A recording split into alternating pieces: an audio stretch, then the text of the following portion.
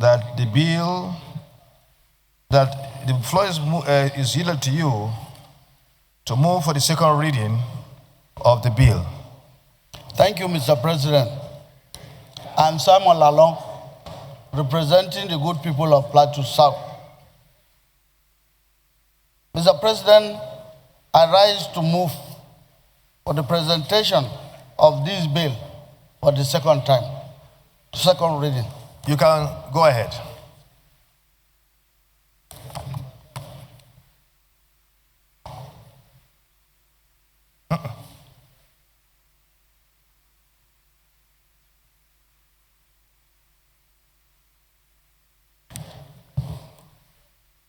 Thank you very much, Mr. President, distinguished colleagues.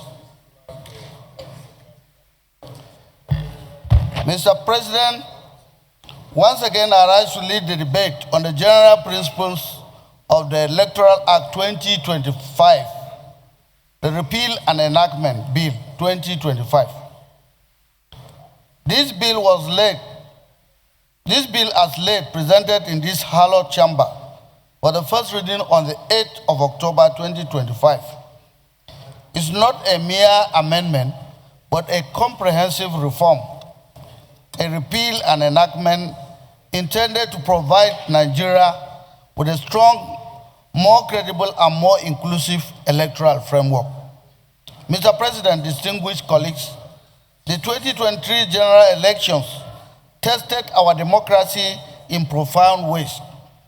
While the Electoral Act 2022 delivered some landmark innovations, it also exposed deep flaws of our country's electoral system with critical gaps, delays in the release of election funds, disputes over the voter register, conflicting interpretations of result transmission, widespread litigation from party primaries, weak enforcement of electoral offenses.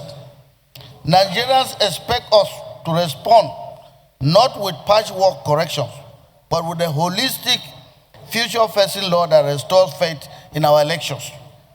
The key objectives of the proposed legislation, Mr. President, are: one, to bring about improvement in the electoral process by ensuring transparency, efficiency, and integrity of the electoral system.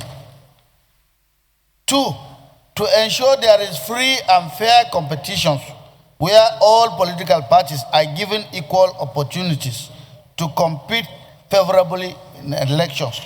Three, to ensure that the outcomes of elections reflect the will of the people. And four, to reduce electoral malpractices by setting stricter punitive measures to serve as deterrents to electoral malpractices. Five, to enhance voters' confidence and participation in elections, thereby reducing voters' apathy. And six, to further strengthen the independence of INEC by insulating it from incessant and unnecessary interference from the government and political parties, etc. This bill applies across the full spectrum of our electoral process. It strengthens the institutional independence of the Independent National Electoral Commission, INEC, by mandating early release of funds and clearer tenure protections for resident electoral commissioners. It mandates continuous voter registration. It introduces digital registers of result, QR code voter IDs, and more robust procedures for electronic transmission of results.